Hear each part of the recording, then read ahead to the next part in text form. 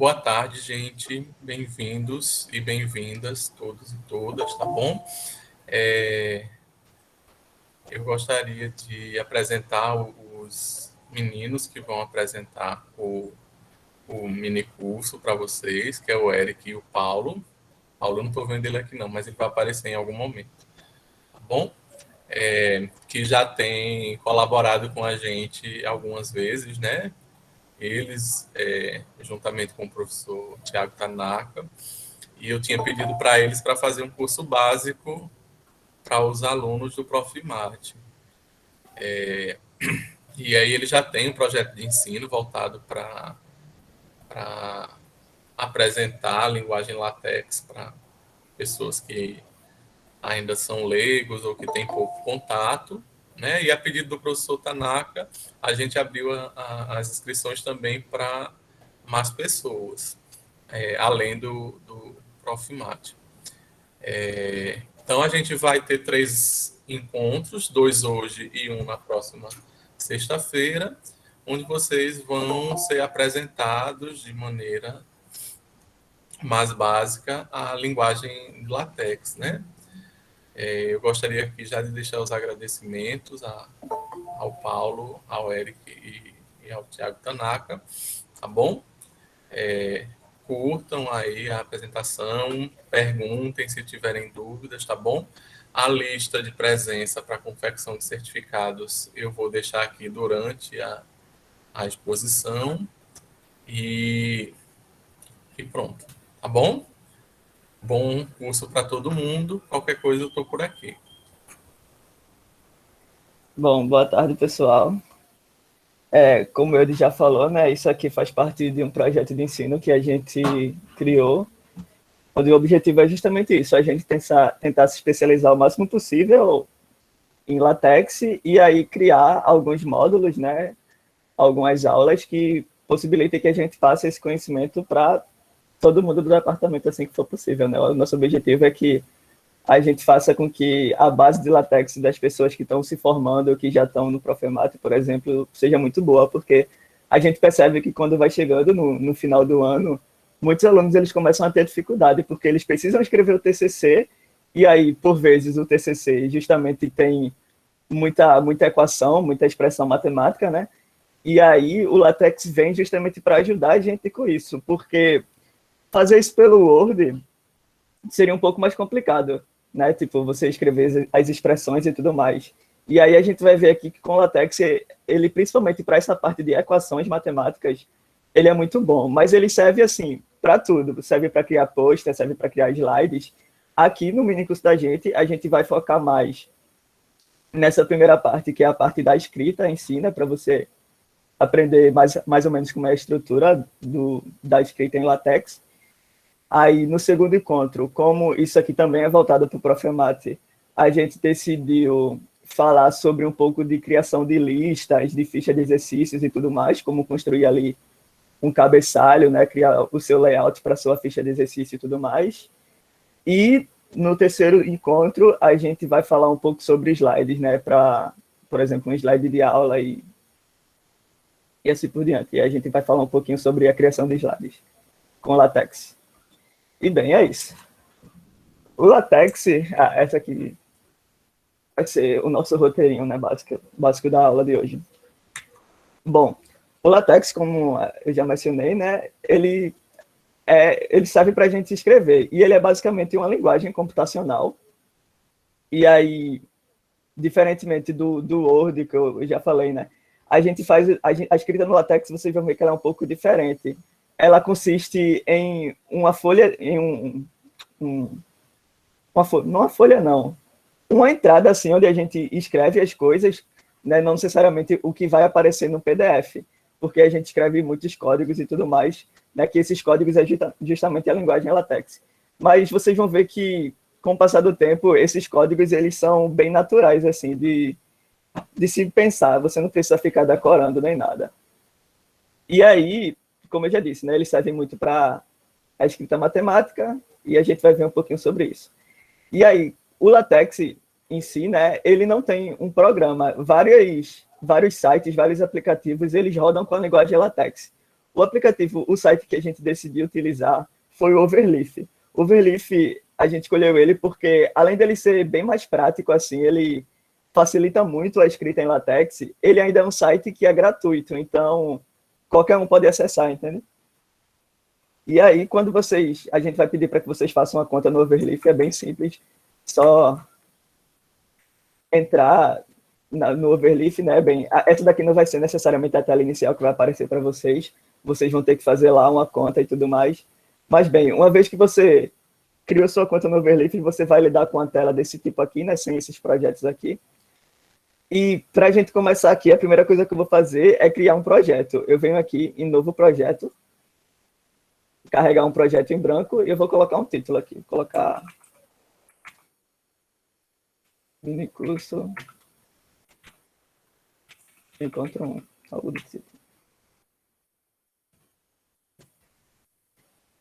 E aqui dá para ver bem o que eu falei sobre a entrada e a saída. Aqui é o texto de entrada, onde a gente digita as coisas, mas não necessariamente tudo que a gente digitar aqui vai aparecer aqui no texto de saída, né? Que a gente pode colocar para ser como um PDF, dessa forma.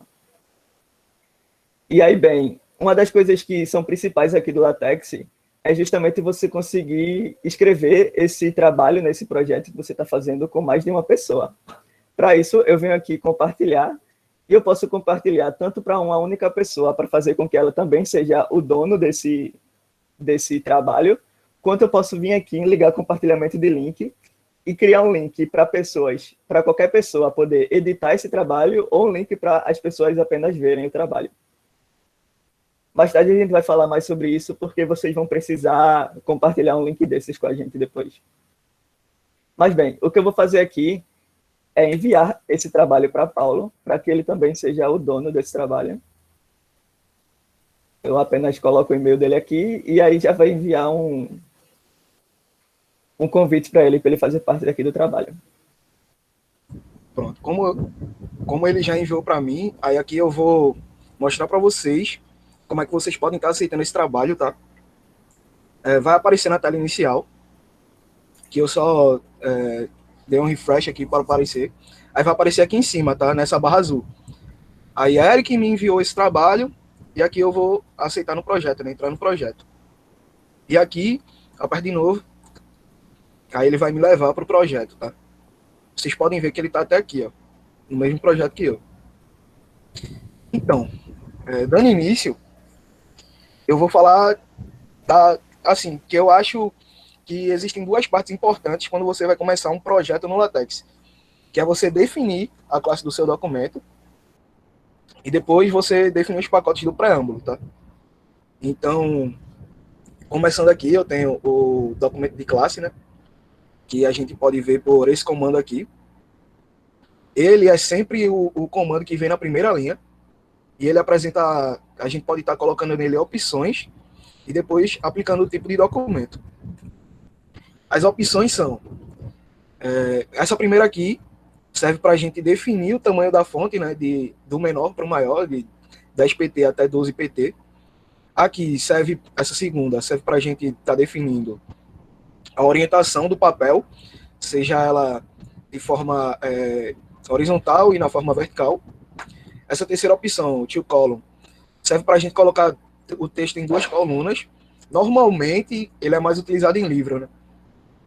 E o two side serve que na hora da impressão, a impressão sai dos dois lados do papel. Passando aqui, a gente tem uns tipos de documentos, tá? O article, ele serve para a gente fazer documentos em formato de artigo. O book para livro. SciPoster para pôsteres científicos. O Beamer, ele serve para a gente estar fazendo slide, que no caso, esse slide aqui que a gente fez, a gente utilizou esse tipo de documento. E o Letter, que é para a gente deixar no formato de carta. Aí, no caso, se a gente quiser fazer uma carta, a gente coloca esse letter paper aqui, que ele vai deixar o papel de forma horizontal, e depois coloca esse letter aqui no tipo de documento, que aí a gente vai estar escrevendo como se fosse uma carta, tá? Aqui são alguns pacotes essenciais, que depois eu vou jogar lá, vou mostrar para vocês, que auxilia a gente na escrita do documento, né? Esses três primeiros pacotes. ele vai auxiliar direto na escrita. Por exemplo, esse aqui, quando a gente coloca alguma coisa, algum comando que escreve automaticamente, ele vai ficar em inglês. Já se a gente colocar esse pacote aqui, vai fazer com que o Overleaf recompile isso em português, tá? Esse primeiro aqui reconhece caracteres especiais como acentos. Já esses outros 3 aqui, isso aqui são 3 pacotes, tá, pessoal? A gente pode colocar dessa forma aqui também, dividindo os pacotes por vírgula. Esses 3 aqui são para auxiliar na escrita matemática. Esses outros 2 pacotes vai auxiliar a gente na inserção de figuras. Esse float aqui vai fazer com que a gente force posicionamento de figuras, que a gente vai mostrar para vocês mais na frente. E o Xcolor também, ele ajuda a gente a fazer fontes coloridas, né? Como o do modo que está aqui, que está azul, a gente utilizou o Xcolor. Aí, cadê? Deixa eu botar aqui, pronto. Eric aqui já colocou todos os pacotes, tá? Então, isso aqui vai estar auxiliando a gente na hora de escrever. Bem, o documento, ele é onde a gente vai começar a escrever o nosso trabalho. Todo o texto que a gente for escrever, que a gente queira que apareça no documento, a gente tem que escrever entre esses 2 comandos aqui. O begin document e o end document. Como mostra aqui, ó. E pronto. Begin document e end document. Aí a gente pode ver que aqui está o título e uma seção que é a introdução, tá? Esses 2 aqui estão tudo aqui no documento. O que está fora aqui não aparece. Pronto, aqui. Make title. Para fazer o make title, para criar o make title, a gente utiliza esses comandos aqui. O /title, que é para a gente colocar o título do projeto. O /autor, a gente coloca o nome do autor. E a gente pode estar colocando outras coisas também, como data, instituição. E aqui já está. Aqui, no caso, o título é Minicurso Encontro 1, que a gente pode ver aqui, né? O autor seria Eric, já que foi ele que fez o projeto e compartilhou comigo. E a data aqui está em inglês, tá? Mas se eu quiser colocar a data de hoje, eu coloco /today. Aí eu vou compilar aqui para vocês. E me mostrar a data de hoje, tá? Faltou o /date, pô. Pô, Ok. aí tu colocou o /today fora da chave, tá ligado? Sim, sim. Mas mostrou lá, tá ligado? Que é a data de hoje. Aqui um exemplo de como tem que ficar esse código, tá? Ó, document class. A primeira linha da SPT, né? Que é o tamanho da fonte que a gente está utilizando. E o tipo de documento que a gente colocou foi o article, que é artigo. Aí os pacotes que tem que vir depois do document class. O título e o autor que vem no preâmbulo também junto. Tudo isso que vem antes do begin document, a gente chama de preâmbulo, tá? Aí tudo que tiver dentro do begin document e end document, ele vai ser compilado lá, no PDF. A gente pode dividir os textos em seções, subseções e subsubseções, tá? Existe uma divisão a mais que a gente não está mostrando aqui porque ela serve mais para livros, que é a seção chapter, que é a seção de capítulo. Aí, no caso, o livro, ele só conhece o chapter, seção e subseção, tá? Quando a gente vai definir uma seção, a gente coloca a /section e dentro das chaves, a gente coloca o nome dessa seção. O mesmo serve para subsection e subsection. O Eric já colocou algumas seções aqui. Vou compilar e mostrar para vocês. Ó, aqui é a primeira seção, aqui é a segunda seção. Aí aqui a gente tem a primeira subseção, tá? Então vai ser a subseção 1 da seção 2, tá? E a gente também pode estar criando sumários. Esses sumários, quando a gente coloca esse código aqui, Table of Contents, é um sumário automático. Deixa eu criar aqui o sumário para vocês. Table of Contents. Faz assim, Paulo, para eles não confundirem o sumário com o que já está aí, criar uma nova página, tá ligado? Para separar as coisas. Vou botar uma nova página. Meu page.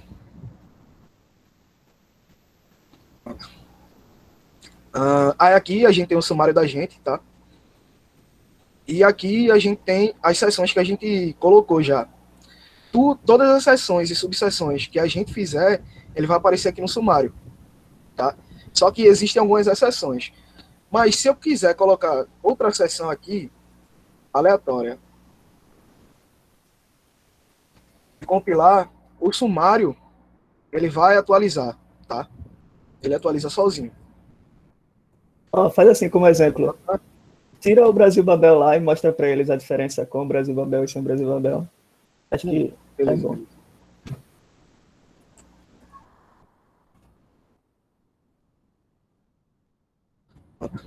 Aqui a gente pode ver, né? Com esse pacote aqui Brasil Babel, aqui estava sumário, tá?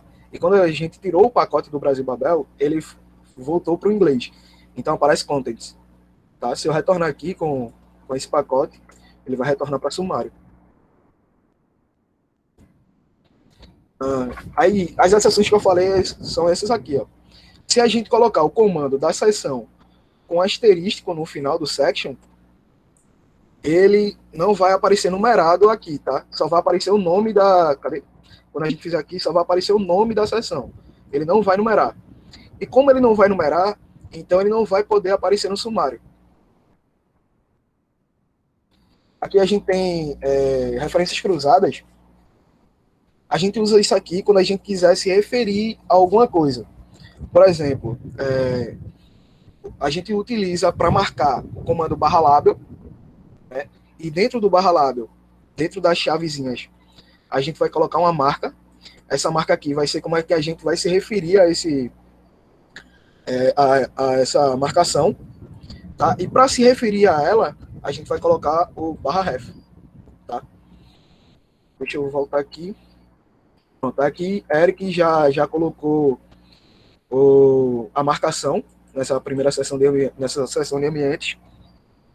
E agora ele colocou a referência, tá? Aí se eu descer aqui, ó, vocês podem ver. Ó, ele colocou duas marcações. A marcação na seção ambientes, tá? Label, e dentro a marca que a gente colocou foi ambi. E na subseção de alinhamento de texto, que ele coloca aqui label e dentro das chaves a linha text. Aí a gente chamou aqui a referência, ó. Mensagem escrita na seção. Aí a gente colocou /ref e a marcação que a gente deu aqui em cima.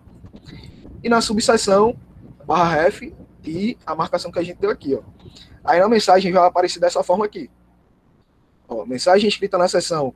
No lugar de aparecer o código, vai aparecer a numeração da seção. Né? No caso aqui, ele colocou na seção 2, a marcação. A seção 2 e subseção 2.1. A gente pode estar se referindo a equações também, tá? Com esse outro código aqui, ecref, porque quando a gente cria uma equação, que Eric vai mostrar mais para frente, quando a gente estiver falando de ambientes matemáticos, ele cria uma label automática. A gente pode estar trocando, definindo ela depois, alterando ela, mas ele cria uma marcação automática. Então a gente pode estar se referindo a essas equações com esse frec aqui, ou ecref, perdão. Já a gente pode também se referir a páginas. O código é diferente, né? Que é /pageref. Ele vai se referir à página que a gente marcou, tá? Aí aqui tem algumas partes do texto. Não, e algumas, peraí, Paulo. Na verdade, rapidinho. Ele vai falar a página onde aquilo que você marcou está. Por exemplo, se você fez uma equação e a equação ficou na página 3, quando você falar o pageref, ele vai dizer, tipo assim, a equação 7 da página 3, entende? Ele vai marcar a página que você marcou o ambientezinho lá que você quis fazer o label, seja lá ele qual for, entende? Ele não marca a página em si, não.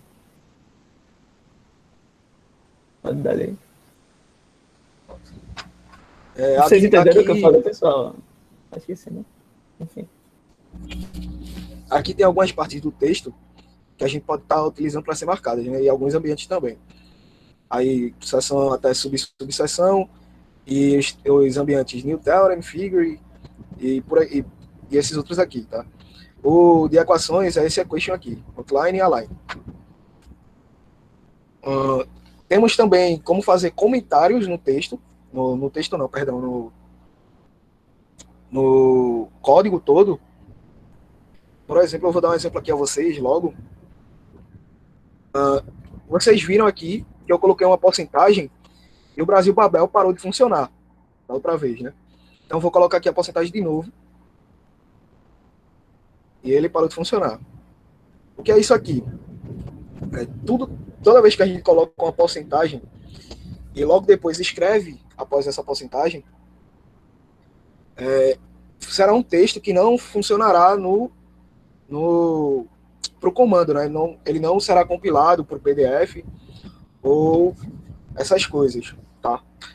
Tudo que eu quiser escrever aqui, eu posso escrever e ele não irá aparecer aqui. Mesmo aqui dentro do documento, se eu for escrever aqui e compilar, ele não aparece. Ele não aparece. Então, quando vocês pegarem alguns documentos que a gente vai disponibilizar para vocês, vocês vão notar que tem alguns comentários. Aqui tem um exemplo e notas de rodapé. Essas notas de rodapé é coisa simples, né? É uma notinha que vai aparecer na parte de baixo da sua página. Aí você vai estar utilizando esse comando aqui, footnote, e o texto dentro, né, das chaves.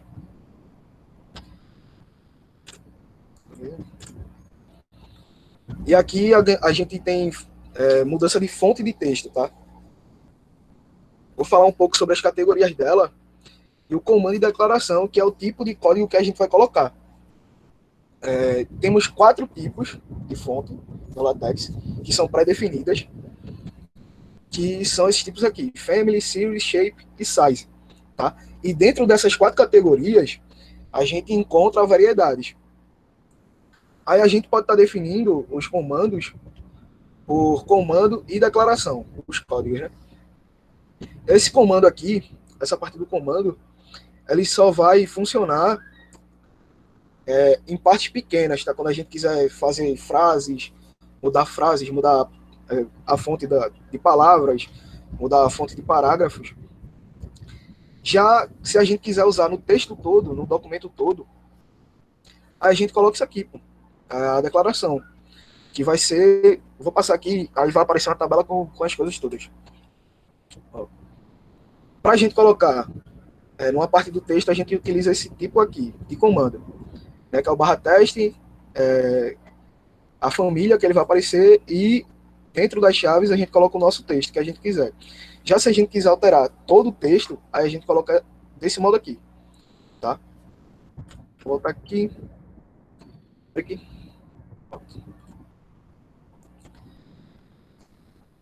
Vocês podem ver que eu compilei, aí o texto que a gente estava escrevendo aqui, ele mudou, tá?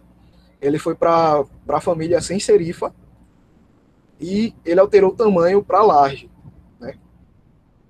Que aí aumentou o texto e ele trocou a fonte também. Mas eu posso vir aqui, ó, e deixar ele menor, tá? Ou trocar a fonte em uma palavra só. Aí eu venho e utilizo essa outra forma aqui de comando. Tá? No caso aqui eu compilei. Vocês podem ver que tem outro tipo de fonte aqui. Esse tipo de fonte aqui é a fonte de máquina de escrever. Aqui a gente tem os 3 tipos de fontes padrões do Overleaf, que é o fonte com serifa, o fonte sem serifa e o fonte tipo máquina de escrever. Eu posso também estar diminuindo o tamanho com esse outro tipo de código aqui. Deixa eu ver, cadê? Normal. Normal o quê? Normal size.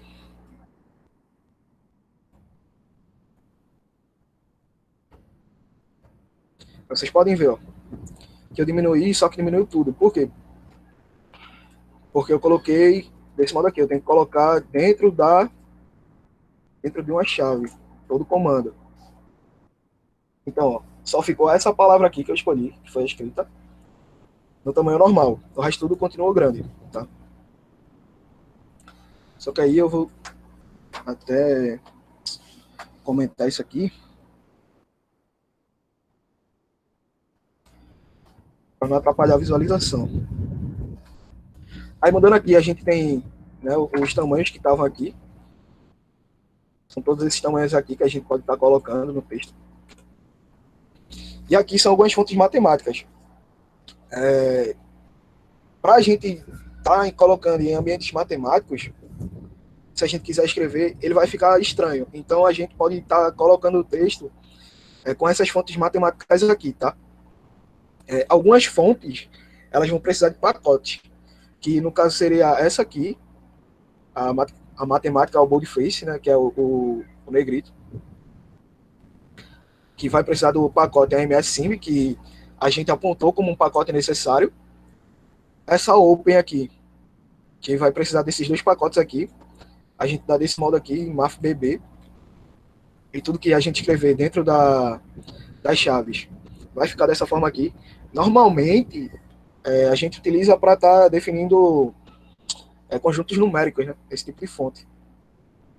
E essa aqui, que é a Fracture, que os pacotes necessários são esses dois, a MS Fontes e a MS Sim, que a gente mostrou, e esse outro aqui, que é o Elfrac. Tá? Ele vai ficar dessa forma aqui. E agora, partindo para textos coloridos, a gente vai estar utilizando esse pacote Xcolor aqui. A gente pode estar utilizando só o Color também, sem esse xizinho, mas a gente prefere esse outro aqui, porque é até melhor para a gente. Aí tem duas formas também, como na parte das fontes, de trocar as fontes, duas formas de colorir o texto, tá? Que é a forma global e a forma local. Essa forma global, a gente vai colocar logo abaixo o código do Begin Document, que no caso seria esse código aqui, /color, e dentro das chaves, a gente vai colocar a cor que a gente quer que apareça lá no texto, tá? As cores, preste muito bem atenção nessa parte, as cores, elas têm que vir em inglês, porque se a gente escrever em português não vai funcionar, tá? Todas elas têm que vir em inglês. Aqui são algumas cores que o Overleaf disponibiliza pra gente. Tem como colocar mais cores, né? Tem como colocar a cor que a gente quiser, mas essas aqui são as pré-definidas que o Overleaf tem pra gente. Aqui, no caso, seria um exemplo de como iria ficar o código, tá? Ó, document class, os pacotes, aí begin document, abaixo do begin document, a gente colocaria o /color blue, tá? Nesse caso aqui, todo esse texto aqui, tudo que a gente escrevesse abaixo disso aqui ia ficar azul. Deixa eu ver, Eric colocou aqui, colocou. Pronto. Ele colocou aqui, ó, /color red, tá? Então, tudo ficou em vermelho. Aí, voltando aqui, tem como a gente fazer também da forma local, que a gente pode trocar e colocar a cor em uma palavra, em uma frase, em um parágrafo. Se a gente for colocar essa forma local aqui, o texto todo vai dar erro, tá? Então a gente tem que usar essa aqui. Se a gente for trocar para o texto todo, e essa aqui só se for palavra, parágrafo ou frases. Vou voltar aqui para mostrar para vocês. Pronto, eu vou fazer aqui, tá? Ó, vou pegar a /textcolor. Aí eu coloco 2 pares de chaves. Aí no primeiro par vai vir a cor. Eita, perdão, aqui. Vou apagar, vou colocar mais para cá. E o primeiro par de chaves tem que vir a cor. Então eu vou colocar green. No caso eu quero a cor verde. E no segundo par eu vou colocar o texto que eu quero que ele troque de cor. Tá? Então, ó, como aqui ele definiu que todo o texto estaria em vermelho, continuou tudo em vermelho. Só a parte que eu selecionei com esse textcolor aqui ficou em verde. E aqui seria como ficaria a entrada, né, dos códigos e como funcionaria, como apareceria no PDF. Tá? Que é dessa forma aqui. Que tem as cores que são pré-definidas lá que a gente mostrou. Tá? Aqui eu vou mostrar também para vocês espaços no texto. O Overleaf, quando a gente fica dando muito espaço no documento, ele vai considerar isso como apenas um único espaço. Se a gente vier aqui, ó, fizer isso aqui, ele vai considerar isso aqui como um espaço só, tá?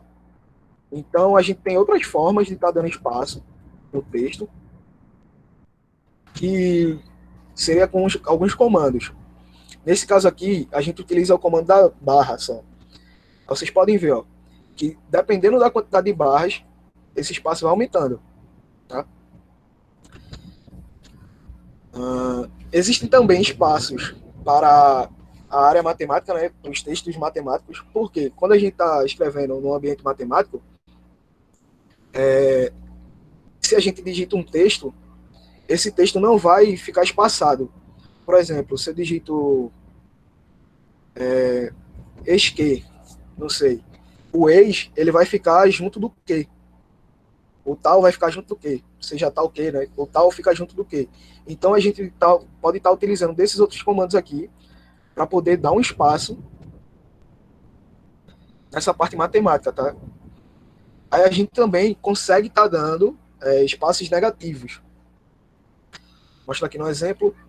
Você pode ver, ó, aqui a gente fazendo uma equaçãozinha que esses comandos aqui, eles dão espaços. Aqui, né, no caso, vocês podem ver que o QQuad, ele dá um espaço maior, tá? Esse quad aqui, ele dá um espaço, e esse QQuad é o dobro do quad, então ele vai dar esse espaço maior. E o barra de exclamação, que é o espaço negativo, ele vai juntar mais as letras. A gente também pode estar dando espaços maiores, né, espaços horizontais e verticais, e a gente percebe que os comandos são bem simples, né? São bem intuitivos. Por quê? Para espaços nas horizontais, a gente utiliza esse /space e define aqui, dentro das chaves, o tamanho que a gente quer. E para espaços verticais, a gente utiliza esse vspace aqui. Aqui a gente pode estar definindo de duas formas. Da forma de centímetros, tá? Que a gente coloca aqui a quantidade de centímetros que a gente quer, e da forma de porcentagem da ocupação do texto. No caso aqui, esse space ele estaria em 70%, 100% aqui a gente colocaria 1. Esse espaço aqui ele vai ocupar 70% da largura do texto. Tá? Esse TextWidth aqui, /TextWidth, ele serve para a gente informar que ele vai ocupar a largura do texto. Já no vspace aqui é a mesma forma, tá? Aí aqui seria 20%. Vou compilar aqui e vou mostrar para vocês como é que funciona isso aqui. Eu venho aqui, ó. Vou dar um espaço horizontal. Vou dar um espaço de centímetros. Eu quero um espaço de 8 centímetros. Então vocês podem ver aqui, ó. Ele deu o espaço de 8 centímetros. Ah, mas agora eu quero um espaço de... eu quero um espaço de 10% da largura do texto. Então eu venho e coloco. Aqui, ó. Ele deu 10% da largura que todo o texto ocupa aqui, tá? No documento. E como é que funciona o espaço vertical? Eu venho aqui, space, da mesma forma, 6 centímetros.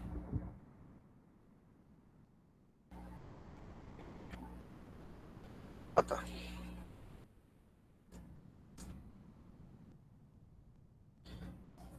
Perdão, pessoal. Na parte do vspace aqui tá errado. O vspace, ele só vai dar espaço no tamanho da letra, tá? Então, no lugar de CM aqui seria PT. Lembra do primeiro lá, que eu falei que 10 PT, 11 PT, 12 PT aumentava o tamanho da letra? Então, aqui no caso seria de PT, tá?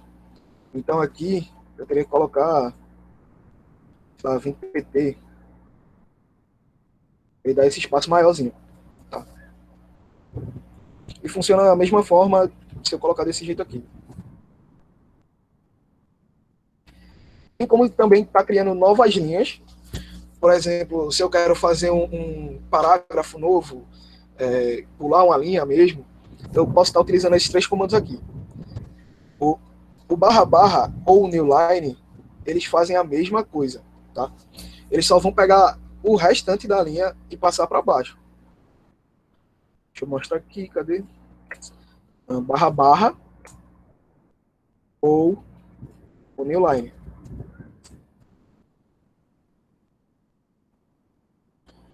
Vocês podem ver, ó. Esse barra barra aqui, poxa, deixa eu pegar esse aqui e colocar em outro canto, um canto melhor de visualizar. Newline. Pronto, aqui.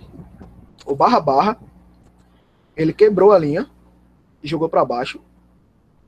E o newline, ele fez a mesma coisa do barra barra. O barra barra eu coloquei aqui no final do neck me. Pronto, ele pegou o resto da linha que tinha aqui e jogou para baixo. E o newline, eu botei aqui no justo Léo, não sei o que, aí ele jogou para baixo também o resto da linha. Como vocês podem ver aqui. Eles fazem a mesma coisa. Já o line break, ele também joga a linha para baixo, mas diferente do newline ou barra barra, ele vai justificar o texto, tá? Então, a linha que está quebrada, ele vai justificar. Line break.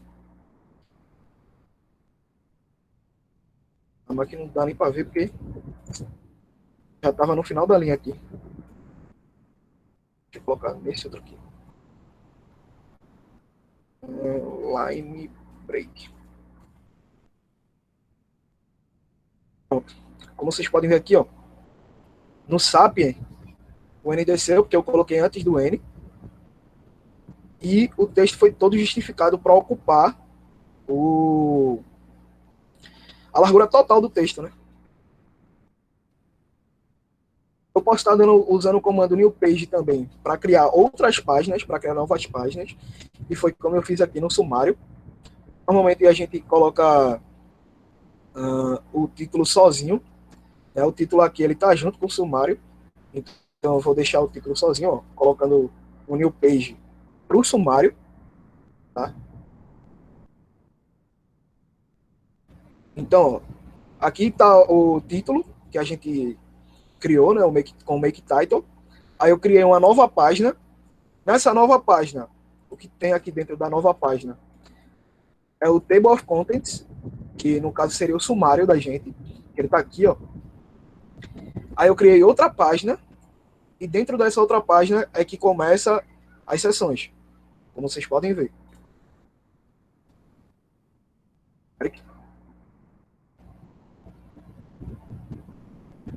Alô, Eric. Oi.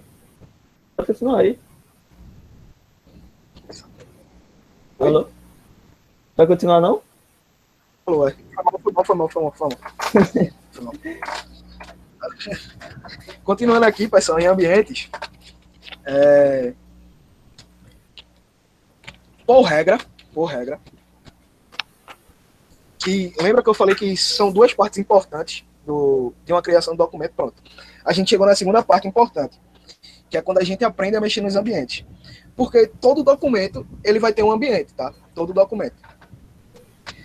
No caso aqui, por regra, os ambientes, eles são iniciados por /begin e dentro das chaves o nome do ambiente, e a gente vai encerrar esse ambiente com /end. Por que eu digo que todo documento vai ter um ambiente? Porque aqui, ó, como vocês podem ver, o document, ele já é um ambiente. Aqui tem alguns ambientes de alinhamento de texto, tá? A gente pode estar utilizando esses 3 ambientes aqui, que é o center, que o texto ele vai ficar centralizado na página. O flush left vai levar o texto para o lado esquerdo da página e o flush right vai jogar o texto para o lado direito da página. Como a gente pode ver aqui, ó, no exemplo, que aqui abri um ambiente de flush left, aí coloquei o FRPE, fechei um ambiente. O texto que estava dentro do ambiente, ele foi jogado para a esquerda da página, né? Para cá. Já aqui eu abri o ambiente center e o texto que estava dentro desse ambiente ficou no meio. Aí fechei um ambiente. E o ambiente flush right pegou o texto que estava aqui, o FRPE, e jogou para a direita. aqui, pessoal, tem algo que é meio importante para nós, que somos professores. Quando a gente vai fazer uma lista de exercício, uma prova, que a gente coloca questão, né, ABC, e a gente pode estar fazendo com esse ambiente aqui, com esses 3 ambientes aqui, que são um ambiente de listas, tá? O primeiro ambiente é o itemize, né? A gente pode estar definindo algum símbolo para esse ambiente, quando a gente vai fazendo ele.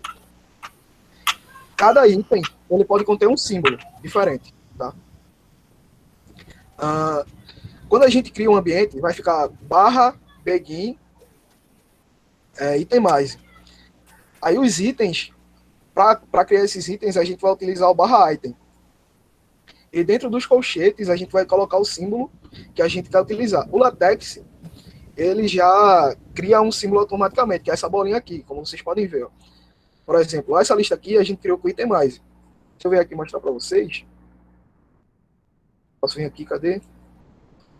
Begin, itemize. Ele já criou um ambiente aqui, aí ele deu o primeiro ambiente, que é o barra item, né? O primeiro item da gente. Aí eu quero definir um símbolo aqui. Eu vou colocar o jogo da velha. Aí, fora do colchete, eu vou estar escrevendo o que eu quiser, né? Aí eu quero outro item, tá? Eu quero outro símbolo para esse item aqui. Eu venho aqui, ó, um arroba, aí e-mail. Vou recompilar aqui para vocês verem. Só para lembrar que o jogo da velha vai funcionar não, você fala. Né? Tem que colocar isso aqui. Já eu vou explicar o porquê teve que colocar um barra jogo da velha ali, porque não funcionou. Pronto, aí vocês podem ver aqui, ó. Fiz a lista com o itemize e defini alguns símbolos, né? No primeiro item eu coloquei o jogo da velha, no segundo item eu coloquei um arroba, mas eu posso deixar o item livre do LaTeX que ele definir para mim, tá? Venho aqui e coloco o nome. Aí vai aparecer aquela bolinha lá que eu expliquei para vocês, que é o símbolo padrão que o Overleaf não, que o LaTeX ele disponibiliza para a gente, tá? Aí tem esses outros 2 tipos aqui de listas, que é o enumerate, tá? Ele serve para a gente colocar no lugar de, tipo, todas essas listas aqui, elas funcionam do mesmo modo que o itemize, tá?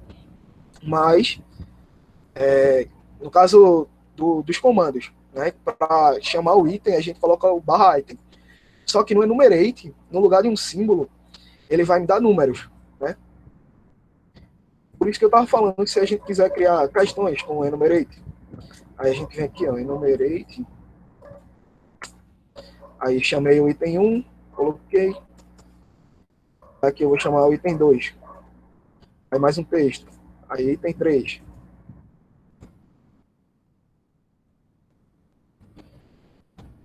Lá, pronto. Vocês podem ver aqui, ó. Cadê? Coloquei 3 itens e os itens foram enumerados de 1 a 3. Né? Se eu resolver abrir um enumerate dentro de outro enumerate,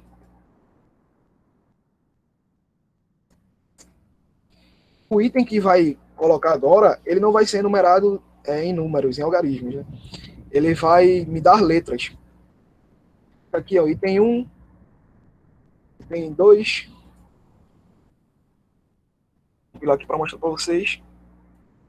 Pronto. Então, no primeiro enumerate, que é o enumerate dos números, eu coloquei 3 itens. Aí no terceiro item, nesse primeiro enumerate, eu abri outro ambiente enumerate e coloquei mais 2 itens. Aí no caso, esse segundo enumerate aqui, ele não vai me dar números, não vai me numerar com números, né? Mas ele vai ordenar, digamos assim, com letras. E o description, ele serve para a gente estar colocando títulos. Eu vou passar aqui para o exemplo, aí eu vou mostrar melhor para vocês. Tá? Aqui, ó, um exemplo do itemize, como eu falei, que dentro do colchete, se a gente botar o arroba, vai aparecer o arroba aqui, o enumerate vai aparecer um número, e o description a gente pode estar colocando palavras, né? Digamos assim. Agora é tudo.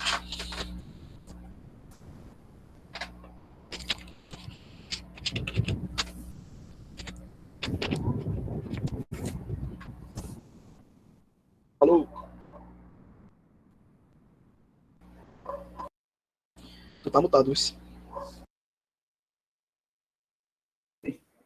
Foi mal.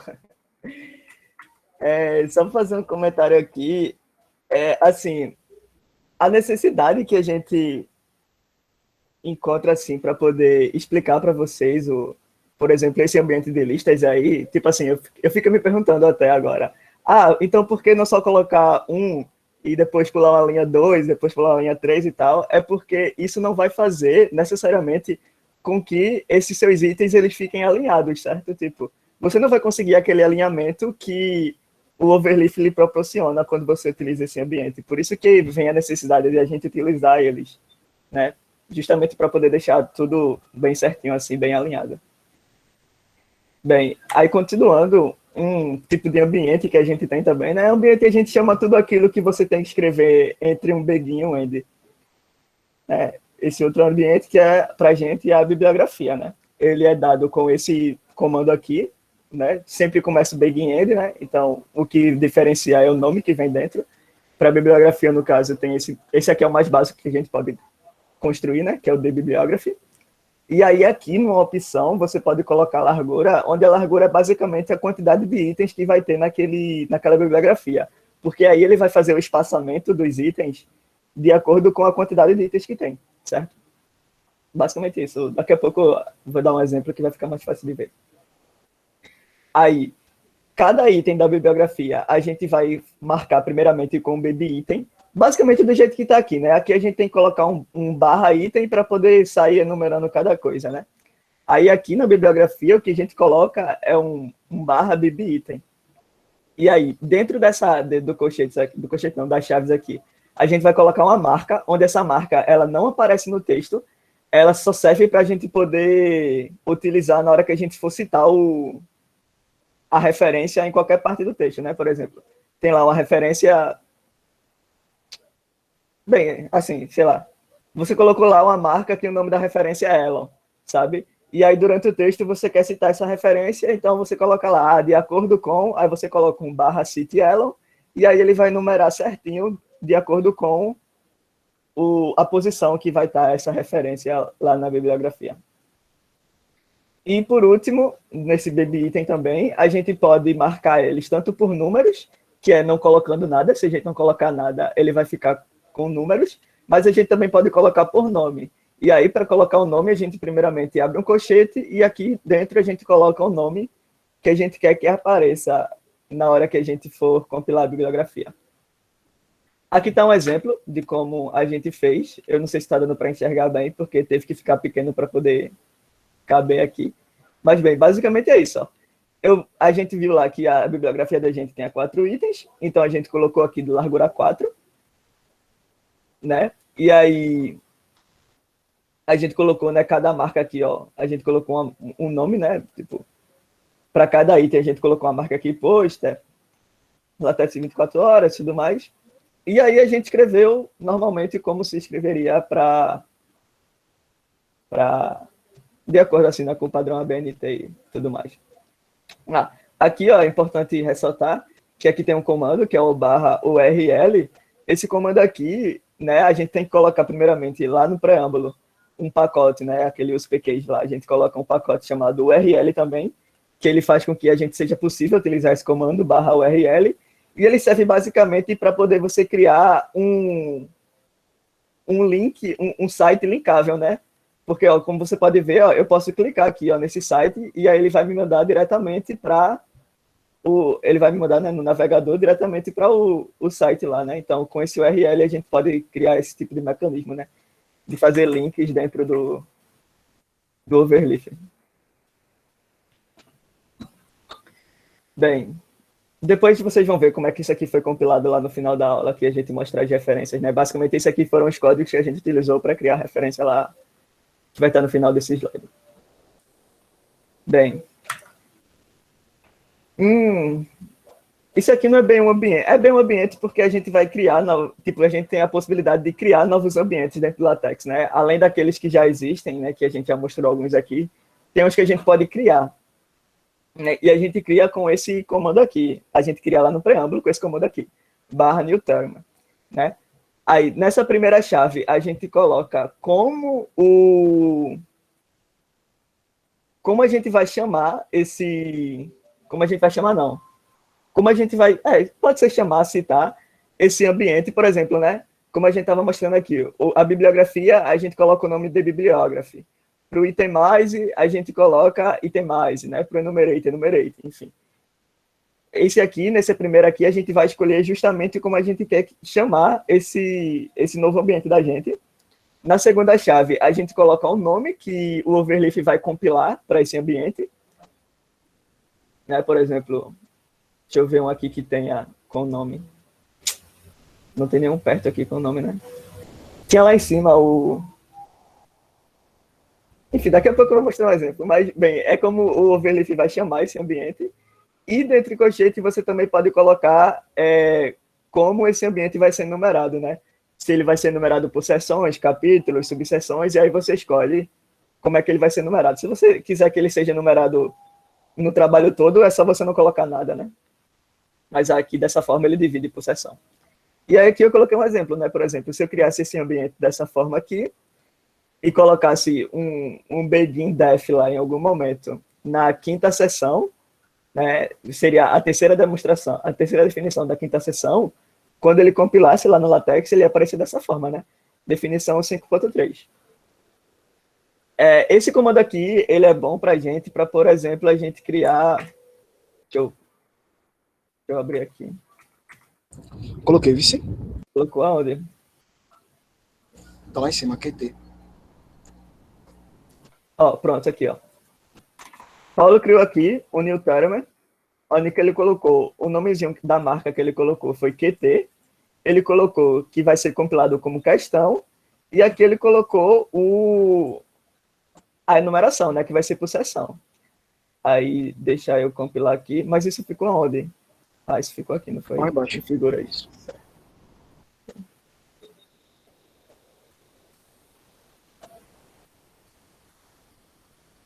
Deixa eu dar zoom aqui, porque não está aparecendo muito bem, não. Ó. Como a gente pode ver aqui, ó, ele criou, né, o begin QT e dentro do ambiente, né, ele colocou uma questão aqui. E aí o LaTeX ele já compilou, ó, aparecendo questão, 3.1 e tudo mais, né? Ou seja, é uma forma fácil de a gente sair...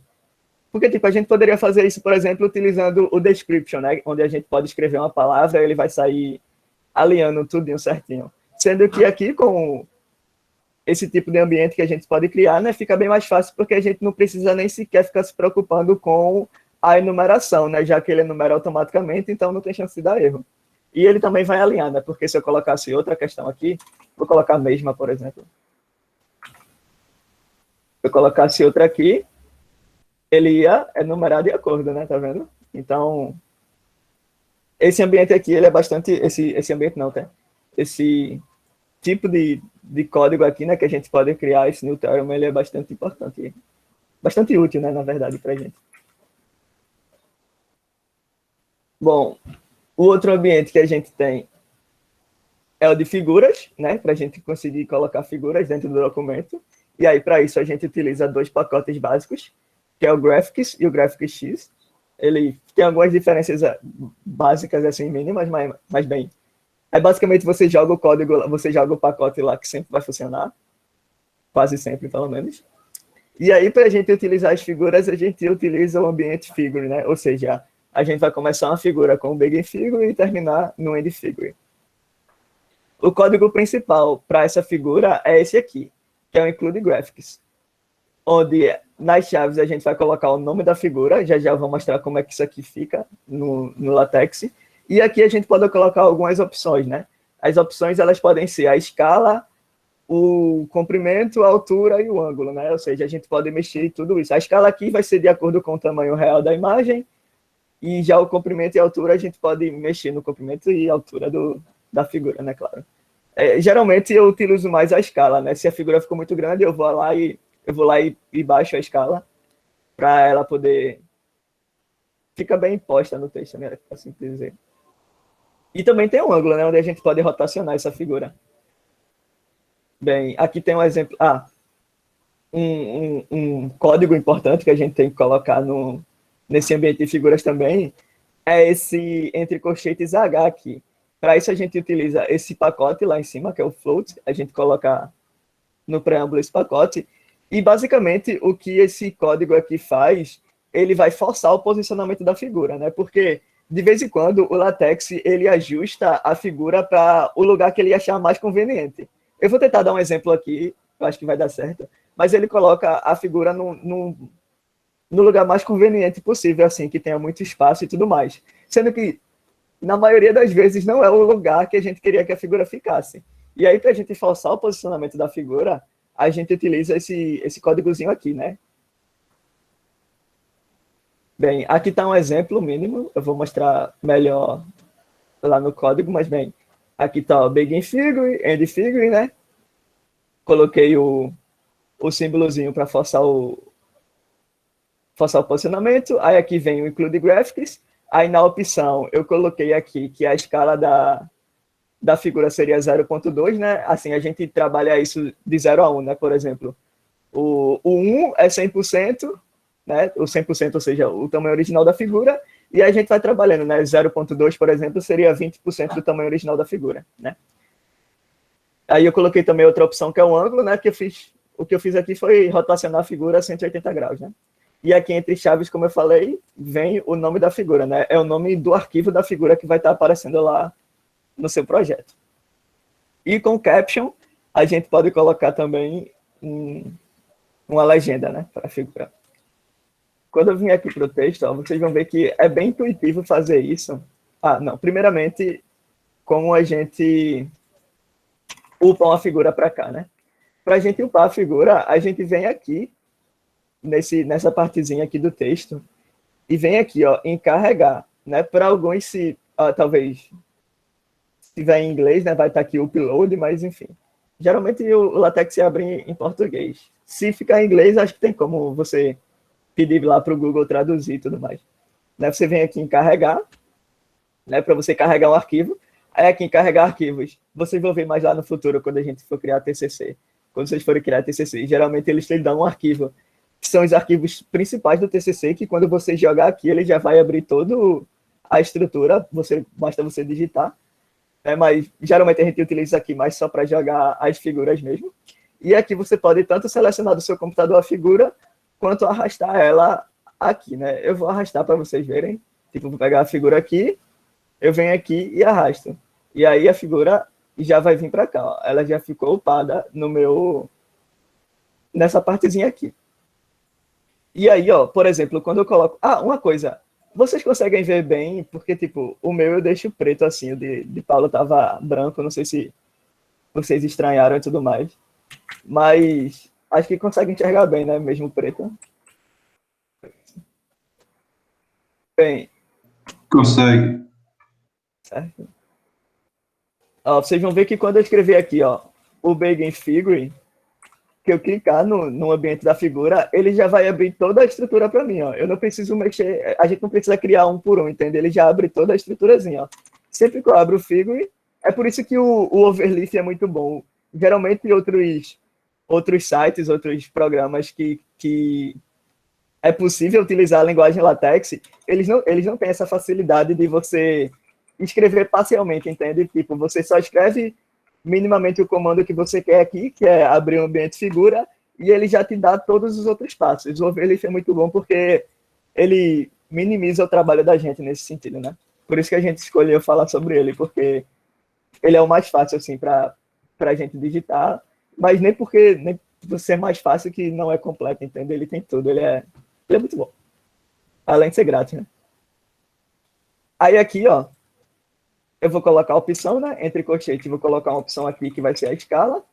Vou colocar uma escala de, sei lá, 40% do tamanho da figura. Aqui o caption é a legenda que eu quero, né? Sei lá, vou colocar só a legenda, figura, não sei.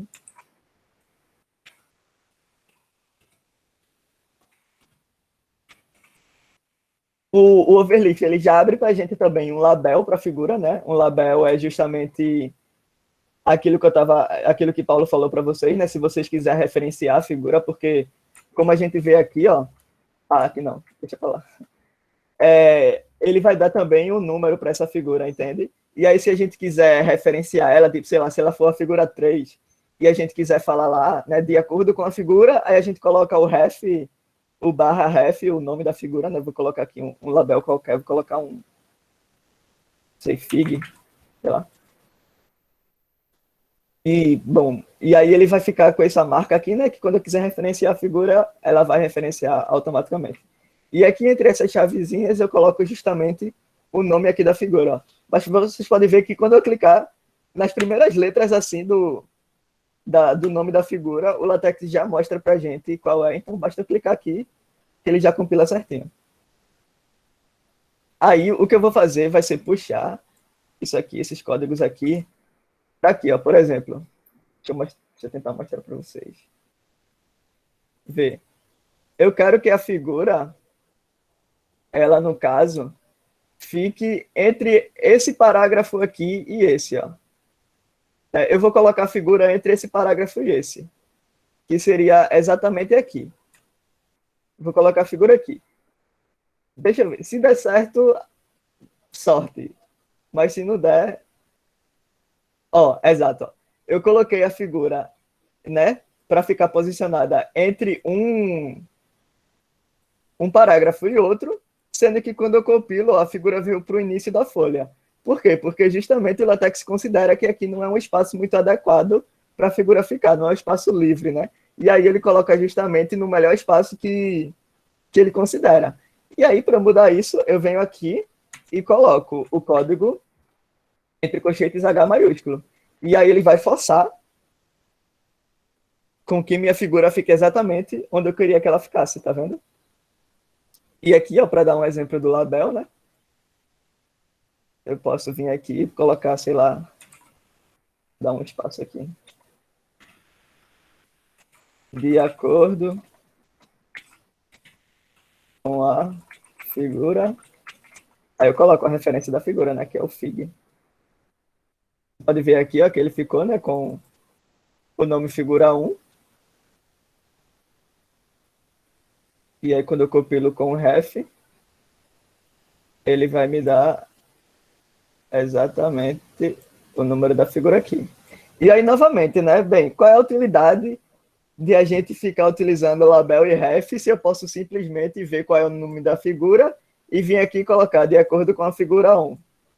Exatamente porque isso aqui, você não precisa ficar se preocupando em lembrar o número de cada figura, né? Você precisaria basicamente lembrar da marca ali que você coloca. E, por exemplo, se você colocasse uma figura acima dela, né? Essa aqui é a figura 1, né? Mas pode ser que eu colocasse uma figura acima dela, e aí ela se transformaria na figura 2. E aí eu já perderia esse texto aqui, né? Porque aqui ia estar figura 1, sendo que aqui ela ia aparecer figura 2. E quando eu utilizo label e ref, eu não preciso me preocupar com isso. Porque mesmo que eu crie outra figura em cima dela, de forma que aqui fique figura 2, o LaTeX já vai compilar automaticamente aqui também para 2. Né? Ele vai sempre mudar o número que está aqui no texto de acordo com o número que está na figura, tabela, ou seja lá o que você criou. Eu acho que vai ficar bom de exemplificar isso quando eu estiver falando de equação. Eu vou dar um exemplo sobre isso. Que, na verdade, já é agora, né? Agora a gente vai passar para a parte legal do LaTeX. E, bem, basicamente, até agora, tudo que a gente criou pode parecer meio... Cadê? Até agora, tudo que a gente explicou pode parecer meio estranho, pode parecer muito jogado, né? Porque, de fato, é muita informação, assim, para o começo. Mas é justamente para meio que dar uma margem para vocês dos códigos básicos que a gente pode fazer para poder digitar em LaTeX, né? Acho que no segundo encontro, né, hoje à noite, a gente vai conseguir aplicar muito disso que a gente está explicando aqui para vocês na hora que a gente estiver criando a lista. E aí vocês vão ver que toda essa informação que a gente fez não é jogado, entende? Sempre tem ali, né? Tipo, sempre dá para montar as peças ali de uma forma que tudo se encaixa, né? Meio que isso, né? Esses códigos de vários ambientes e tal, eles sempre têm uma função na hora que a gente está digitando os textos em si, né? E aí a gente está basicamente aqui apresentando essas funções para vocês, para quando vocês forem utilizar, né, escrever, vocês vão ver que é de fácil aplicação, assim, sempre quando a gente aplica, dá certinho o que a gente está fazendo. E aí, dado tudo isso, né, que era só ambiente de escrita ou de figuras, né, a gente passa para a parte meio que fundamental aqui, a parte do motivo da gente estar estudando LaTeX, né, que seria escrever os textos matemáticos, né, que seria a parte mais complicada de fazer lá no Word. E aí, para começo de conversa, a gente tem alguns caracteres especiais, porque, por exemplo, todos esses caracteres que estão aparecendo aqui, eles têm alguma função nos ambientes... Oi? Oi?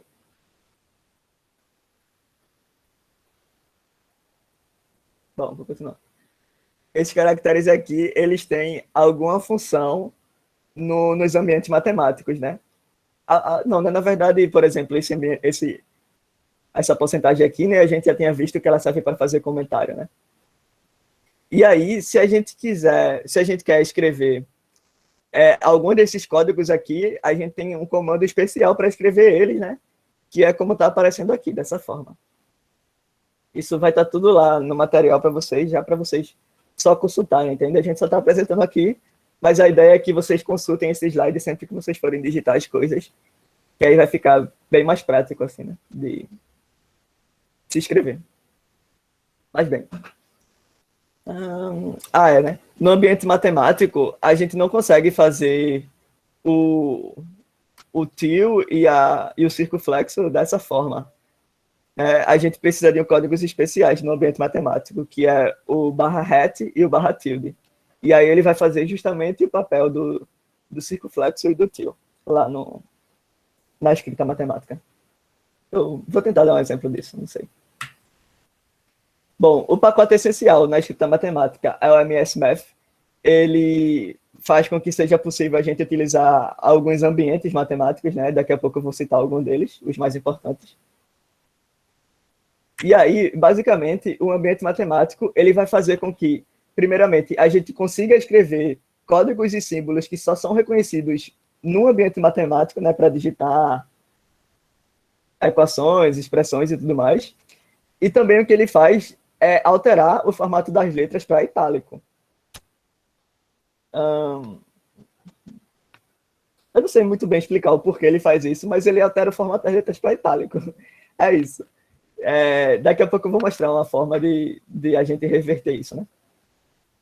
E aí, duas maneiras simples da gente entrar em ambientes matemáticos é com o cifrão e com 2 cifrões. Né? O cifrão simples assim, né? Você escreveria os seus códigos matemáticos aqui dentro desses 2 cifrões.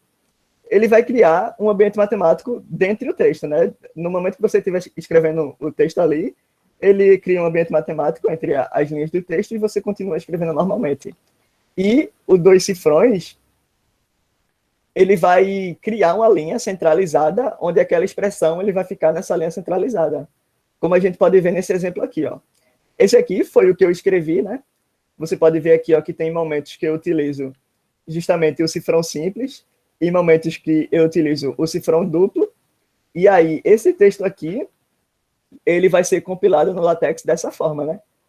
Onde a gente pode ver, ó, que o Y, de fato, ele fica no formato itálico, ó, de acordo com... Ele fica bem diferente do que seria a escrita normal do texto aqui. Né? Aí, os códigos aqui, que só seriam possíveis utilizar em ambientes matemáticos, eles funcionam, como a gente pode ver. Esse exemplo aqui é bom porque a gente já deixa exemplos de alguns códigos, né? Por exemplo, ó, aqui eu já consigo ver que se eu digitar /delta, ele vai ficar o delta minúsculo aqui, ó. E se eu digitar o /delta com o D maiúsculo, ele vai me dar o delta maiúsculo na hora de ser recompilado, né? Então, esses exemplos que a gente colocou aqui, já vai mostrando algumas aplicações e alguns códigos que a gente utiliza na escrita matemática, né? Por exemplo, se eu quiser fazer índice, ó, eu coloco um underline aqui, né? E coloco dentro das chaves o que eu quero que fique no índice, ó, como está aqui. E aí, bem, tem várias aplicações, né? Eu particularmente... e claro, né? Você pode ver aqui, ó, que entre cifrões normais, ficou o texto normal, e entre cifrão duplo, ele criou uma linha ele criou uma linha, né, e centralizou essa equação nessa linha. Rapidinho.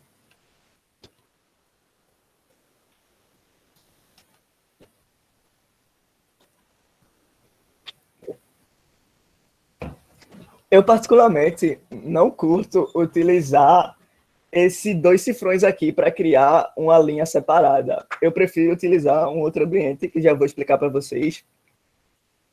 E, tipo assim, eu prefiro utilizar ele porque na hora que a gente está escrevendo em LaTeX, principalmente no começo, a gente acaba errando muito em alguns códigos, errando muito na formatação ali do que a gente está fazendo. E aí, às vezes, é difícil encontrar onde a gente errou, entende? E aí, se a gente escrever o texto mais organizado, o texto não, né? O código, o mais organizado possível, vai ser sempre mais fácil a gente encontrar, né, o erro que aconteceu ali. E é por isso que eu prefiro utilizar outro ambiente ao invés do dois cifrões, porque você pode ver aqui, ó, que o dois cifrões, né, apesar de no texto a expressão ela ficar bem destacada, no código ela não fica bem destacada, né? A gente teria dificuldade de encontrar essa expressão aqui no código. E aí tem outras formas de você obter esse mesmo resultado aqui, né? Utilizando outro ambiente matemático que faz com que ele fique destacado também no código, né? De uma forma que a gente consiga enxergar melhor essas expressões no código-fonte, né? Por assim dizer. Que são essas duas aqui, que é o equation e equation estrela, né? Aí a gente vai utilizar daquela mesma forma, /begin equation ou /begin equation estrela. O equation, ele faz essa mesma coisa, né? Ele centraliza a expressão e ele também vai dar um número a essa expressão, né? E ele numera automaticamente, né? Se você quiser, se você criar ali 3 equations, né? Ele vai criar 1, 2 e 3, né? Ele vai dar um número para cada equação dessa que você criou. E o equation estrela, ele tem justamente a mesma função do cifrão duplo, sendo que com o equation estrela eu consigo destacar melhor a minha equação no texto, né? Porque quando eu escrevo, por exemplo, com equation estrela aqui, ó, aqui está um exemplo, né? Quando eu escrevo com equation estrela, o meu texto ele fica exatamente a minha expressão dos códigos, né? Eles ficam exatamente dentro, eles ficam tipo assim mais destacados, né? Isso aqui é mais fácil de enxergar um erro do que um desse aqui, por exemplo, entende? Já que o código da expressão ele está mais destacado, por assim dizer. Aí é por isso que eu prefiro utilizar o equation estrela, né? Onde essa estrela aqui ela serve justamente para não enumerar o meu texto. Aqui tem as coisas que ainda não expliquei, então depois eu mostro esse exemplo aqui para vocês. Mas é basicamente isso, né? Facilitar a visualização dos códigos com o equation estrela. E aqui está um exemplozinho, ó. Eu criei, né, um /begin equation, e aqui dentro eu coloquei uma expressão, e aí ele compilou dessa forma, né? E aqui você pode ver, ó, que o equation ele dá um número, né? Como essa daqui é a primeira expressão matemática que a gente coloca no trabalho, o LaTeX enumerou automaticamente com um 1 aqui, né? E aqui a gente pode ver outros códigos, né? Por exemplo, o defrac aqui, ele serve para a gente fazer justamente frações. Aqui tem um pequeno comentário, né? Existem no LaTeX o código para você criar o cosseno e seno, porque é justamente aquilo que eu falei, né? O LaTeX, ele deixa o formato em itálico, né? Porque, por exemplo, se eu escrevesse cosseno aqui, como a gente faz geralmente, cosseno de x, deixa eu pegar isso aqui, colocar mais para cá.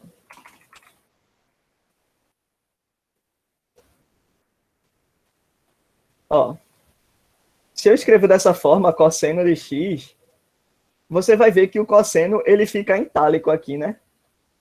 E ele meio que dá a ideia de que isso aqui não é bem a função cosseno. Isso aqui fica parecendo que é um C vezes O vezes S, entende? É meio que não fica muito bem escrito, né? E aí, o LaTeX ele tem um código para cosseno, que seria justamente o /cosseno, /cos, que aí você vai ver que o formato do cosseno vai ficar diferente, ó.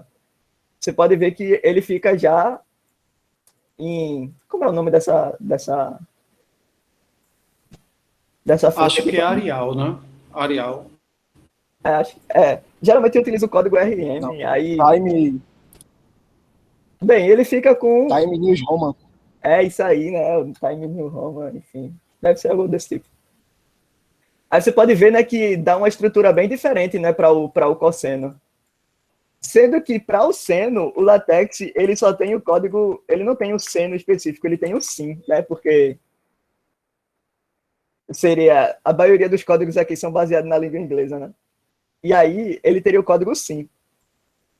Aí, para não ficar criando essa confusão de escrever sim, o que eu prefiro fazer, ao invés de escrever o cosseno e o seno dessa forma, né, com esses códigos, eu prefiro utilizar uma das fontes matemáticas que Paulo falou lá em cima, que é a fonte MathRM, né? Essa fonte aqui, MathRM. Ela faz justamente com que a gente escreva essa fonte dentro do ambiente matemático sem que dê erro. Dessa forma. Vai estar dentro do ambiente matemático e vai ficar justamente do formato que a gente quer, né? E com esse MathRM eu consigo fazer o meu seno normalmente, né?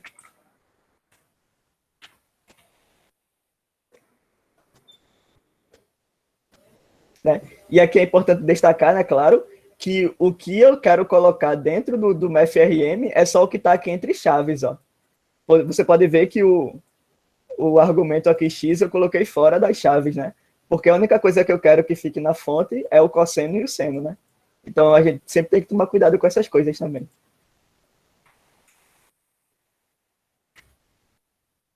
E aí fica assim, né? Bom, outros ambientes matemáticos que a gente tem, esse daqui, eles servem para a gente criar equações maiores, né, que contenham mais de uma linha. E aí eu separei 3 ambientes que eu acredito que sejam os mais práticos assim de se usar, que é o align, o split e o multiline. O align, ele vai separar as equações de acordo com a marcação que você vai fazer. Essa marcação ela é utilizada com esse ezinho aqui, e ele geralmente vai vir antes da sua relação, né? Se você quer, por exemplo, que todas as equações que você fizer fiquem alinhadas pela equação, você sempre antes da equação você vai colocar esse ezinho, antes da equação não, né? Antes do símbolo de igual. Você vai colocar esse ezinho, e aí para pular as linhas você coloca esse 2 barras aqui. O align, dessa forma que a gente está fazendo, ele vai enumerar todas as equações. Todas as equações, sempre que a gente pular, ele vai fazer a enumeração de uma. Se a gente quer, por exemplo, que uma específica não fique enumerada, a gente utiliza o non-number. E se a gente quiser que nenhuma fique enumerada, a gente pode utilizar o align com aquela estrelinha, né? Deixa eu dar um exemplo aqui para vocês. Ó, por exemplo, eu venho aqui, né, crio o ambiente align, e aqui dentro eu vou escrever algumas equações. Sei lá, não pensei em nada, eu vou escrever qualquer coisa aqui. X ao quadrado mais 3x igual... aí eu quero que o igual fique alinhado, né? Então eu coloco um igual aqui. É igual a, sei lá, a x ao quadrado... Opa! A x ao quadrado menos 8, sei lá. Aí eu vou dar 2 barras aqui, porque eu quero ir para outra equação. O que é que eu vou fazer aqui, né? Eu vou desenvolver essa segunda parte. E aí, como eu quero que eles fiquem alinhados no igual, né? O que eu vou fazer é isso aqui, ó. Vou dar o ezinho. Eita, deixa eu aumentar aqui, que deve estar pequeno para vocês. Apesar que não mudou nada, né? Vou dar o ezinho, vou colocar o símbolo de igual. E aqui eu vou continuar, né? Eu vou escrever aqui esse 8. Eita, na verdade, 8 não, 4. Vou escrever esse 8 aqui como 2 ao quadrado. Aí vou pular a linha novamente. Vou colocar a marcação no ezinho. E aí x ao quadrado menos 2 ao quadrado, eu consigo escrever como sendo x menos 2 vezes x mais 2, né? E aí, quando eu compilar, ó, ele vai me dar justamente uma equação centralizada, onde ela está alinhada justamente na igualdade, né? Que foi onde eu coloquei a minha marcação, ó. A minha marcação está sempre antes da igualdade. E aqui, né, as duas barras, elas estão indicando onde eu estou pulando uma linha, né? E como eu utilizei o align sem estrela, a gente pode ver que cada linha ficou enumerada, né? Mas se eu quisesse, por exemplo, que a linha 2 não ficasse enumerada, eu vim aqui na linha 2, eu vim aqui na linha 2 e colocaria o no number. E aí, a linha 2, ela deixa de ficar enumerada. Ou a gente poderia utilizar justamente o align com estrela. E o que ele faz é enumerar nenhuma, né? Tá vendo?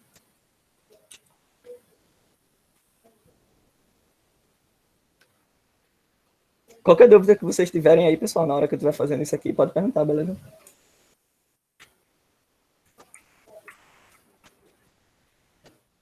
O split, ele serve da mesma forma que o align, né? Tipo, as divisões dele são feitas dessa forma. O alinhamento também é feito com esse ezinho, sendo que a diferença para o split é que ele vai enumerar todas as equações como uma só. Né? Todas as linhas ali vão ser uma equação só. Por quê? Porque antes do split, a gente tem que abrir o equation ou o equation estrela, né? O equation estrela junto com o split, ele faria uma lista sem número nenhum, né? A ideia aqui é você utilizar o split junto com esse equation aqui, ó, dessa forma. Né? Por exemplo, o que eu estou dizendo aqui é que ele vai fazer com que todas essas linhas aqui, elas sejam enumeradas como uma equação só, dessa forma. Eu vou abrir o equation e vou abrir o split. E aí eu vou pegar todos esses códigos aqui, vou fazer a mesma equação e vou jogar aqui, ó. Ó, agora o que ele fez, ó, foi enumerar as três equações como sendo uma só, tá vendo? Essa é a ideia do split. Você fazer essa lista de equações aqui, né? De expressões, e ele enumera como sendo uma só, né? E você sempre pode ver aqui, o LaTeX vai enumerando automaticamente, né? Deixa eu pensar aqui uma coisa. Tá tranquilo. Uma ideia para vocês entenderem o porquê é importante a gente utilizar o label e o ref, né? Por exemplo, aquilo que eu estava falando, né? Ó, essas equações aqui, elas estão enumeradas como sendo 1, 2 e 3, né? Se eu fosse lá no texto e ficasse escrevendo a equação 1, a equação 2, a equação 3, isso iria dar errado, né? Ó, vou colocar aqui as marcas. Label, vou colocar aqui. Sei lá. Exemplo 1. Aqui. Eita, na verdade, o label ele entra aqui, né? Em uma das equações. Vou colocar aqui, só aqui. Label. Exemplo 1. Ó, criei um label para essa equação aqui, que está enumerada como 4. E vou vir aqui e vou colocar, né? Equação barra equiref. Por que equiref? Porque diferente do ref, o que o equiref vai fazer vai ser, ao invés dele dar somente o número, ele vai dar esses parênteses também entre o número. Ó. Ele fica dessa forma aqui, ó. Tá vendo? Equação 4, né?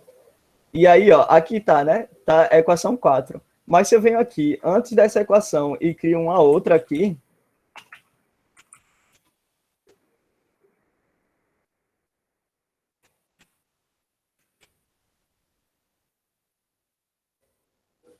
ó, quando eu crio uma outra aqui, né?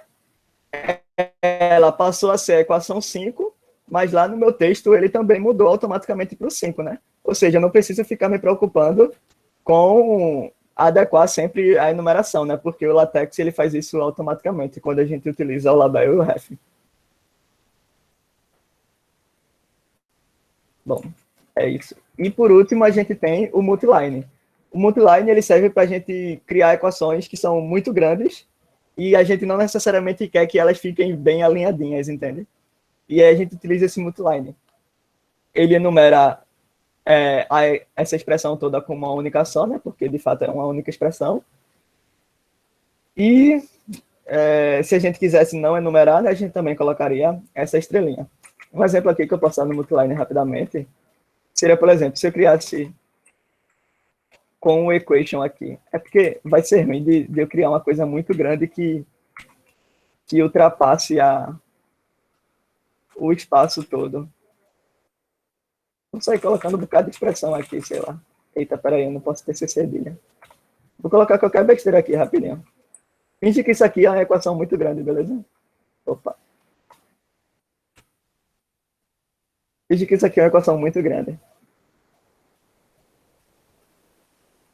Dá uns espaços aqui entre...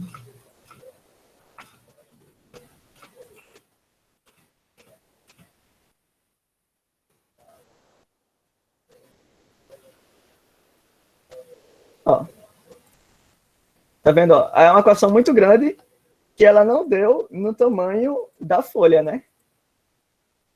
Aí, se eu quiser fazer com que essa equação ela fique aqui, né? Tipo, eu preciso com que essa equação fique na folha toda. O que eu posso fazer é, ao invés do equation, eu utilizar justamente o multiline. E com o multiline, o que eu vou fazer é sair colocando algumas barras para quebrar, né? Aquelas duas barras de pular linha, eu posso jogar aqui em alguns lugares. E o que ele vai fazer é sair quebrando essa minha expressão. Ele vai quebrar a minha expressão de forma que ela vai ficar bem, vai ficar justa, né, no tamanho do texto. E aí é basicamente isso que serve o multiline, né? Eu não consigo dar um exemplo bonitinho aqui para vocês, mas apesar de feia assim essa notação, é bem comum hoje em dia a gente escrever expressões muito grandes que não sejam alinhadinhas dessa forma, que sejam bem corridas, né? E aí é interessante utilizar o multiline. Eita, vai até 4 horas, né? Tenho que dar uma apressadinha aqui. Os outros ambientes são o ambiente de matrizes e tabelas, né? E aí a gente utiliza, para fazer matrizes, por exemplo, a gente utiliza bem o array, né? Onde, novamente, né, vai ser begin array, end array, porque é um documento. E aqui, na tipificação, a gente vai colocar, basicamente, quantas colunas a gente quer que tenha. Quantas colunas a gente quer que essa matriz tenha. Aí a gente pode criar as colunas com 3 letras, C, L e R, onde o C vai fazer com que as colunas fiquem centralizadas, o L vai fazer com que as colunas venham para a esquerda e o R vai fazer com que as colunas venham para a direita, né? Aí aqui eu dei um exemplozinho, né? Tipo, se a gente quisesse criar uma coluna, uma matriz com 3 colunas centralizadas, a gente colocaria aqui na tipificação um CCC, né? Eu esqueci de colocar aqui, deixa eu ver se tem algum momento. Eu esqueci de colocar aqui, mas para a gente criar as linhas da matriz, né, as linhas verticais da matriz, a gente, entre cada C aqui, a gente coloca aquela barra que é em pé, né? Daqui a pouco eu vou dar um exemplo que vai ficar mais fácil de ver isso. E para a gente criar as linhas da matriz, a gente utiliza novamente aquele ezinho, né, que vai denotar justamente o alinhamento. E aí a gente vai utilizar o ezinho para separar cada coluna, né? Quando eu der o exemplo, vai ficar mais fácil de ver. E aí, para a gente criar as bordas da matriz, né? Não é isso aqui é a matriz, na tabela não, estava confundindo, não tem aquelas linhas, não. Mais tarde isso. Para a gente criar as bordas da matriz, né? Que geralmente é entre parênteses ou entre colchetes, a gente utiliza esses códigos aqui, que é o left e o right. O que eles fazem é basicamente ajustar o tamanho desse parêntese ou desse colchete para o tamanho da matriz em si, né? Como a gente pode ver nesse exemplo aqui, ó. Eu estou criando a matriz, né? Estou chamando a matriz M igual. Eu estou colocando aqui, ó, o left e o right com o colchete, para justamente o colchete ficar do tamanho da minha matriz, né? Aí eu estou criando uma matriz que tem 4 colunas centralizadas. E aqui eu estou escrevendo as entradas, né, de cada de cada elemento da tabela, eu vou escrevendo aqui, ó. Sempre pensando no alinhamento, né? Bom, eu não sei como explicar bem isso, mas é sempre pensando no seu alinhamento aqui, ó. Por exemplo, nessa primeira linha, né? Eu quero que o 1 fique na primeira coluna, o 2 na segunda, esse C dots aqui, que é que cria esses 3 pontinhos, na terceira coluna, e o 10 na quarta coluna. Então, eu separo aqui, ó, as chavezinhas exatamente do jeito que eu quero, né? Para quando eu fizer a outra linha aqui, né? Ela vai sempre seguindo essa mesma lógica, tá vendo? E aí a gente utiliza 2 barras para separar as linhas, e é basicamente isso. Esse array, ele também serve para fazer sistemas, como o exemplo que Paulo deu aqui. Paulo colocou aqui, ó. Ou sistemas, ou funções definidas por partes, né? Dessa forma, onde, se eu quero criar dessa forma, né? Eu vou criar aqui um left, sendo que eu não posso colocar o left somente com as chaves, porque ele não reconhece assim, somente com as chaves. Eu tenho que colocar um barra chaves, e aí ele vai reconhecer a chave. Como eu não quero que tenha nada do lado direito, eu coloco um right ponto, e aí, basicamente, o resto se dá de maneira análoga à criação da matriz, né? Eu vou definir quantas linhas e quantas colunas eu quero, qual é a centralização delas, e aí saio dividindo com o Ezinho, né? Para ficar dessa forma aqui. Aqui é outro exemplo, eu vou passar. E bem, aí vem as tabelas. As tabelas a gente utiliza com esse ambiente aqui, que é o tabular. E aí na tipificação vai ser a mesma coisa, né? Quantas colunas eu quero.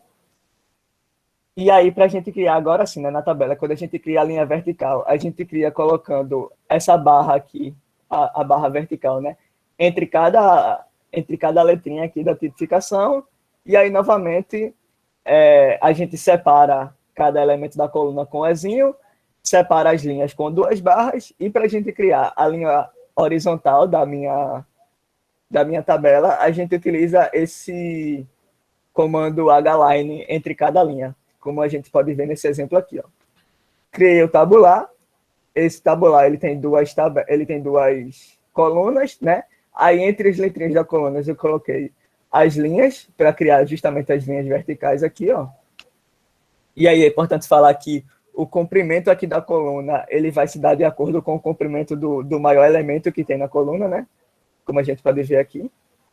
E aí a ideia é sempre a mesma. Eu coloquei um hline para poder criar a primeira linha e fui fazendo, né, os elementos da matriz, separando eles pelo Ezinho e saí criando. Aqui, ó, eu coloquei 2 hlines para poder fazer essa divisão aqui, ó. Se eu tivesse colocado somente um hline, ele ia ficar somente essa divisão simples. Quando eu coloco 2, ele fica dessa forma aqui, ó. Ele dá meio que uma separaçãozinha em uma linha da coluna, né? E aí ele se dá de forma análoga à criação. O que eu vou fazer daqui a pouco eu explico melhor. E aí, com esse ambiente tabular aqui, né, a tabela ela vai ser sempre dada dessa forma aqui, mais simples. Se a gente quiser transformar essas tabelas numa coisa parecida com figuras, né, onde a gente pode colocar uma legenda, onde a gente pode colocar o númerozinho, né, enumerar cada tabela, quando a gente quiser posicionar ela num lugar específico, a gente utiliza o ambiente table. E aí, basicamente, se dá da mesma forma. A gente vai criar o table. Quando a gente criar o table, ele vai criar já a tabela tudo certinha lá, e ele vai ter o caption e o label para a gente poder colocar, né, a legenda e uma marca para a gente referenciar a tabela em um dado momento. Isso aqui eu tinha colocado, mas é bom vocês esquecerem isso. Tipo, essas coisas de alinhar a tabela com esses posicionamentos aqui, eles não são muito eficientes, porque, por exemplo, geralmente o que a gente fazia, né, geralmente o que a galera mais faz quando vai criar figura ou tabela, de qualquer forma, eles colocam esse códigozinho aqui, ó. Para quem já escreveu LaTeX, eu acho que quem não conhecia o float, a maioria utilizava esse códigozinho aqui, que é entre colchetes, HTB, exclamação. Sendo que mesmo esse pacote aqui, ele ainda não é suficiente para poder forçar o posicionamento da sua figura ou da sua tabela. Geralmente, quando eu usava isso aqui no começo, a maioria das vezes dava certo, ele centralizava no lugar certinho onde eu queria, mas muitas vezes não dava também. E aí, quando eu utilizo o H maiúsculo, que é o melhor código para você forçar esse posicionamento, é melhor. Então, isso aqui esquece, esse HTB aqui, é melhor utilizar o H maiúsculo. Mas fica aí como um outro método de fazer, né? E aqui está um exemplo, né? O Begin Table, ele vai criar a tabela, né? Onde eu vou poder colocar uma legenda, onde eu posso colocar um label também, apesar de não ter colocado aqui. E aí o resto se dá da mesma forma, né? Para criar a tabela. Bom, é isso. Aqui eu deixei várias tabelas para vocês de códigos matemáticos que são interessantes, que a gente geralmente utiliza quando a gente está fazendo as contas, né? Então, como eu vou disponibilizar esse slide para vocês, isso aqui vai ficar como consulta sempre que vocês quiserem saber algum código. Provavelmente vai estar aqui, né? Não é 100% de garantia, mas como tem tanto código aqui, que provavelmente ele vai estar aqui. Eu criei essas tabelezinhas aqui. E aí é só vocês virem aqui e dar a conferida. E aqui tá as referências da gente, né? Como eu falei, que a gente tinha criado lá em cima. E é isso. Obrigado. Obrigado, pessoal. Pronto. Terminaram? Ainda não. É, Ainda tem umas coisinhas que eu só quero falar para vocês. Deixa eu parar de compartilhar. Ah, tá. Quem vai falar agora é Paulo. Quer falar, Paulo? não é ele mesmo. Não, é você mesmo. Ele disse obrigado. Não, obrigado, porque a gente terminou agora a parte da apresentação, né? Assim, por assim dizer. Ah, entendi. Eu quero falar, Eliton? Era porque, assim, eu achei muita informação. Eu espero que depois, com as atividades, né, a gente consiga desenrolar isso daí, porque, assim, quando você estava apresentando, eu fiquei imaginando já o meu trabalho de dissertação, como iria se esquematizar nessa ordem. E eu achei, assim, muito comando, muita coisa. Né? Então, sei lá, talvez nas atividades as coisas melhorem. Né? É porque a ideia é exatamente essa, né? Porque, por exemplo... Com o tempo, a gente fica até mais automático. Porque a primeira coisa que eu tenho que fazer para vocês entenderem o que é LaTeX, é justamente apresentar os comandos, né? Porque senão você teria que correr atrás, primeiramente, de todos os comandos, para depois aprender a digitar, né? Então, a ideia da gente aqui é justamente, primeiramente, apresentar o comando para vocês. Como a gente vai deixar os slides lá disponibilizados, vocês sempre vão poder fazer a consulta deles, né? Na hora que você estiver fazendo sua escrita lá. E justamente as próximas atividades vão ser para a gente dar uma aplicação melhor, né? Dessas escritas. Então, bem, é isso mesmo. O começo vai ser bem pesado, assim, porque tem muito código, mas depois a gente vai se habituando a ele facilmente, assim. Tanto que eu costumo até comentar com alguns amigos meus. A gente ficou tão habituado, pelo menos, acho que eu e Paulo, pelo menos, a gente está tão habituado com os comandos de LaTeX que é fácil para a gente ler o que está escrito aqui no comando sem precisar olhar, por exemplo, para a equação aqui, entende? Para como ela está compilada. Porque com o tempo da gente utilizando, né, porque basicamente é questão de costume. Com o costume que a gente vai criando, a gente consegue olhar para os códigos aqui e entender justamente o que é que está acontecendo aqui, entende? Então, é essa prática que a gente pretende fazer com que vocês alcancem, se vocês fizerem as atividades lá da gente e tudo mais, vocês vão ficar mais craques nessa coisa de poder aplicar os comandos, entende? Bom, Eric, eu também senti a mesma dificuldade, muito comando. Mas eu queria dizer também que eu particularmente entendo que com a prática a gente consegue, digamos assim, trabalhar de forma automática, né? Eu trabalho muito com o editor de equações do Word e no começo é muito trabalho. Mas aí eu já uso ele, digamos assim, de forma automática, inclusive eu vou colocando os códigos, né? Frac, quando a gente coloca o limite, quando a gente coloca os expoentes, equações, tudo a gente sai colocando nos códigos. E sai muito automático. Inclusive, eu já cheguei até da aula que o cara disse, como é que tu consegue dar aula e escrever as equações assim? Eu digo, cara, porque eu já tenho uma prática, eu não vou ler, eu já sei o que é que eu quero, né? Então dá para dar uma aula no Word, entendeu? A ideia do LaTeX é que ele é bem mais completo nessa questão matemática do que o Word, entende? Pelo menos eu acredito que ele seja bem mais completo, assim. Tanto muito que mais completo. Qualquer modelo de TCC, de coisa que você for fazer, é sempre pelo LaTeX. Então, necessariamente, hoje em dia a gente tem que aprender LaTeX, a linguagem LaTeX, né, em si. Fábio, quer falar? Sim, opa, é uma forma bem diferente de produzir, né? Completamente diferente, né? Para quem sempre usou assim o pacote do Office, né? Aí eu queria saber, esse slide você produziu em LaTeX? Sim, sim. Eu posso até abrir aqui para vocês. Espera aí. Deixa eu abrir aqui para mostrar. Gente, deixa eu só atrapalhar um pouquinho. Gente, não esqueçam de assinar a ata de presença, não, tá bom? Porque é a partir dela que vão ser emitidos certificados.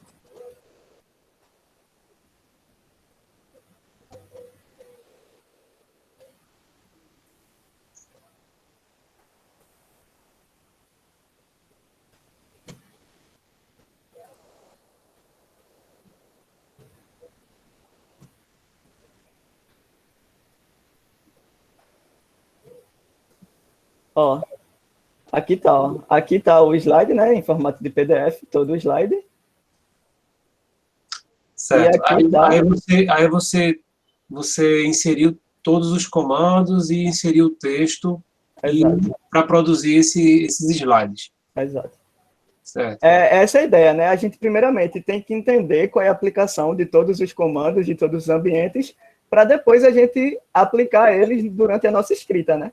Tá. Porque... Assim, como a gente já conhece todo mundo já conhece aqui um editor de texto, editor de slide, né? Word, né? Todo mundo conhece, né? Então, assim, para fazer sentido, pelo menos para mim, eu tenho que fazer comparações. Por exemplo, lá no Word a gente digita e depois a gente formata. Aqui a gente precisa fazer a formatação, dizer qual é a formatação que é antes ou pode modificar depois que digitou. Rapaz, eu não sei se eu entendi muito bem a tua pergunta, não. Se o texto já estiver pronto em LaTeX, eu posso inserir um código lá e mudar a formatação daquilo que eu escrevi? Que formatação especificamente? Tipo, você diz a fonte, algo desse tipo? O que você está mexendo aí do lado direito, em ambientes matemáticos. Se você quiser mudar agora a cor, você pode... Posso. Mexer lá nos códigos e mudar o que você quer no texto, não é isso? Aqui, ó, exato. Ó. Eu posso vir aqui, teste cola. Opa, peraí. Teste cola, sei lá, head. E aqui, ambiente matemáticos, eu quero agora que ele fique vermelho.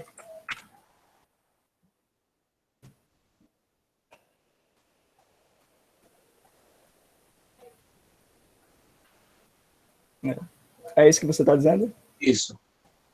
É porque a ideia é assim, pediu para que a gente, assim, né, eu tô vendo que vocês, meio que, o impasse de vocês acho que, por que utilizar o LaTeX, eu não sei se essa é meio que a dúvida que está entrando na cabeça de vocês aí, mas é porque eu chamo a gente para fazer isso, porque justamente o modelo de TCC que vocês vão receber, ele é em LaTeX, entende? Então... a escrita que vocês vão ter que fazer lá na hora de criar o TCC vai ser em LaTeX. Por isso que, bem, meio que não tem como fugir, né? A ideia daqui é a gente justamente apresentar para vocês, para que lá na frente, quando vocês forem fazer, vocês não vão ter que começar do zero, né? Como eu tive que começar, por exemplo. Apesar que, enfim, como muita gente tem que começar quando chega no fim do período, fazer o TCC, recebe um modelo TCC em LaTeX e não sabe nem para onde andar, tá, entende? Aí essa é a ideia aqui, né? Começar... Não, eu achei arretado. Achei arretado. Só é muito novo e muita informação. Muita informação. Por exemplo, essas tabelas aqui, ó. Essa tabela aqui. Porque tem horas que ele realmente não parece ser muito prático. Porque, por exemplo, para eu criar essa tabela aqui, esse daqui foi todo o código da tabela. Esse aqui foi todo o código da tabela para eu poder criar ela. Entende? Apesar que ela é muito grande também, né?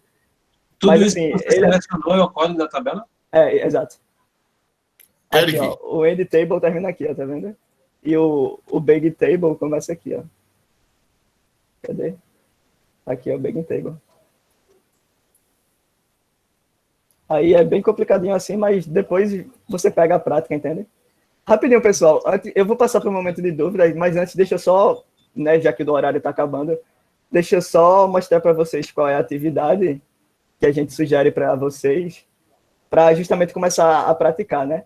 A primeira é que, como eu não consegui, pelo menos, falar muito dos ambientes matemáticos aqui, porque, enfim, já estava quase acabando o tempo, aí eu peço para que vocês tragam nesse segundo encontro, né, mais tarde, de 7 horas, algumas expressões matemáticas que vocês têm curiosidade de como se digita, assim, tipo, eu já trabalhei com uma coisa aqui, tem essa expressão aqui, como é que será que digita ela no LaTeX? Aí eu peço para que vocês tragam elas no segundo encontro, que a gente aí vai fazer um momento de escrita dessas equações para vocês verem a aplicação ali dos códigos e tudo mais. E a segunda atividade que a gente está propondo é justamente para que vocês comecem a trabalhar com a escrita LaTeX, né? Acho que já mandaram para vocês aí o link do Classroom.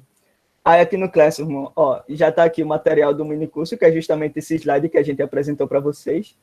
Então está aqui eles para vocês consultarem todos os códigos e tudo mais, né?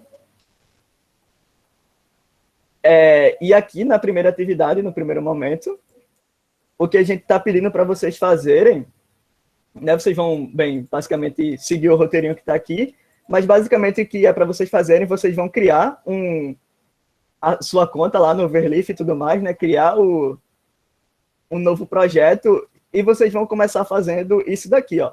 Tipo, uma coisa simples, né?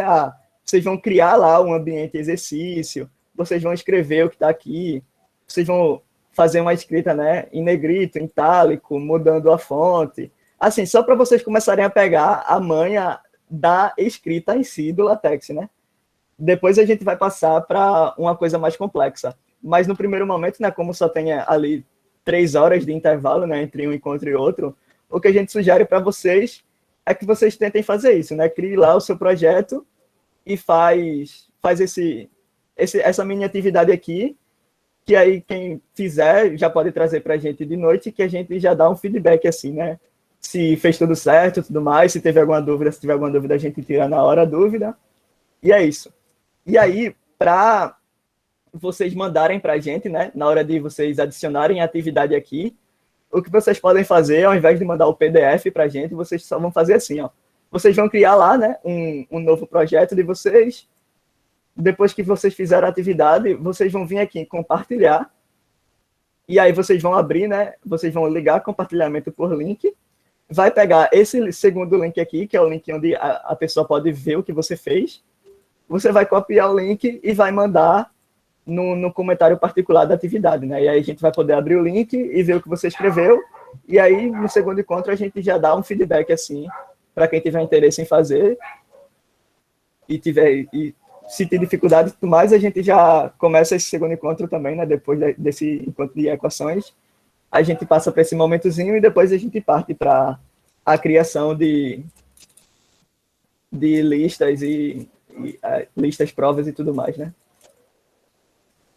E aí, é isso. Todo mundo entendeu assim, o que é proposto, o que a gente está propondo para já justamente começar a escrita matemática, né? A gente já indicando que começa por aí. E aí, pode perguntar agora qualquer coisa. Oficialmente, o minicurso desse momento acabou. Então, obrigado aí, pessoal. Ô, Eric. Oi. Você sugeriu esse programa aqui para a gente, até que você disse que ele podia ser mais fácil da gente manipular, não é isso? Agora, me tira uma dúvida. Uma vez quando eu salvo, toda essa parte de programação, ela vem lá no meu arquivo. Se eu abrir em outro programa, reconhece tranquilamente, não é isso? O que você diz é abrir o quê? Abrir a parte projeto. Você chamou de códigos. projeto. Eu dei um nome ao projeto, não é isso? Salvei. De repente, eu quero abrir em outro programa sem ser esse, sem problema, para ele reconhecer lá no outro programa, não é isso? Outro programa de linguagem LaTeX? Não, a linguagem a linguagem mesma. Se for a linguagem de LaTeX, provavelmente vai reconhecer. O porquê eu digo provavelmente? Porque o LaTeX, o Overleaf, ele justamente, como eu disse para vocês, ele facilita a escrita. Tem muitas coisas que o Overleaf, que outros programas de LaTeX, outras escritas de LaTeX, sim, eles consideram que é errado, mas o LaTeX não. Mas o Overleaf não. Por exemplo, se eu criasse um label aqui, para uma figura, assim, né, o exemplo que eu estou lembrando mais fácil aqui agora. se eu criasse um label aqui para essa equação e colocasse, por exemplo, uma letra maiúscula ou um número, o overleaf vai reconhecer normalmente. Ele vai reconhecer que é uma marca e se eu quiser colocar um ref aqui, ele vai reconhecer. Sendo que outros programas de escrita LaTeX, eles não reconhecem isso aqui. Eles só aceitam, por exemplo, letras minúsculas, entende? Entendi. Então é isso, tipo, o overleaf ele facilita muito a escrita, porque além de toda a gama de ajuda que ele dá para a gente, né, na hora que a gente está escrevendo, ele já parcialmente escreve tudo ali que a gente precisa, ele ainda ignora alguns erros para que a gente possa continuar escrevendo sem tanta dificuldade, entende? Então, por isso que eu digo que o overleaf é bom, porque ainda mais ele é de graça, né? Tem outros aplicativos aí de escrita LaTeX que a gente tem que pagar ainda para utilizar, então o overleaf é muito bom nesse sentido. Agora, vê só, Eric, mas lá no Overleaf ele também fala alguma coisa de pacotes pagos, né? O que é que diferenciar? O pacote pago, por exemplo, nesse compartilhamento, assim, né? Esse é a forma mais simples, assim, que eu vejo, a diferença mais básica que eu vejo, por exemplo, nessa parte aqui, onde aqui em um projeto eu só posso adicionar um dono, né? Eu só adicionei Paulo como dono. Eu não consigo adicionar outras pessoas como dono, entende? Entendi. E aí, com o pacote pago, eu teria essa possibilidade, né? Múltiplos colaboradores no projeto, eu posso ter projetos ilimitados, apesar que a quantidade de projetos já é muito grande, porque, por exemplo, o meu Overleaf, ele não é pago, e ele tem tudo isso aqui de projeto. E até agora não bateu o limite, entende? Mas não tem essa diferença de ser pago ou gratuito, a questão de... Da escrita, não. Da escrita, não é isso? Não, eu vou completo independente, tá bem. Exato. Ele só dá algumas ferramentas a mais, né? Tipo, sincronizar os negócios no Dropbox, no GitHub, mas necessariamente na escrita em si não vai mudar nada. Ok. Valeu, Eric. Obrigado. Viu? Nada. Alguma dúvida mais, pessoal?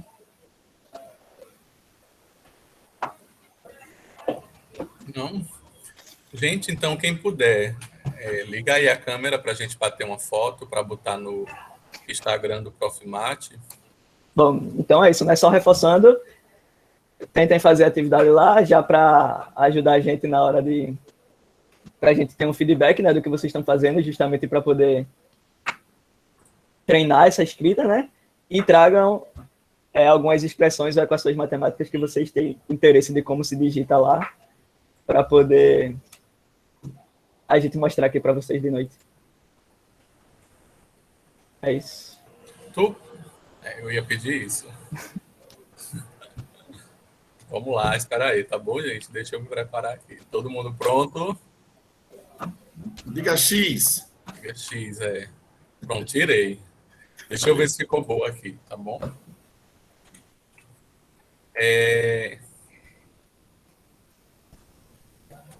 Só mais uma, tá bom? Atenção, Matheus e Marcos, ligar a câmera aí, viu? Cadê? Eu quero ver Matheus duplicado. Liga aí a câmera, Matheus. E para quem ainda, principalmente isso aqui para os nossos alunos, tá bom? Mas todos são bem-vindos.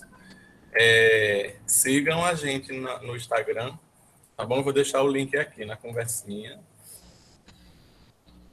Aí, lá a gente vai postar as atividades que a gente vai fazendo durante esse tempo, tá bom? Então, gente, obrigado a todos. Eu vou parar aqui a gravação. Valeu, obrigado também. E até a noite, né? Obrigado. Valeu, pessoal. Tchau. Tchauzinho. Professor, Pode falar.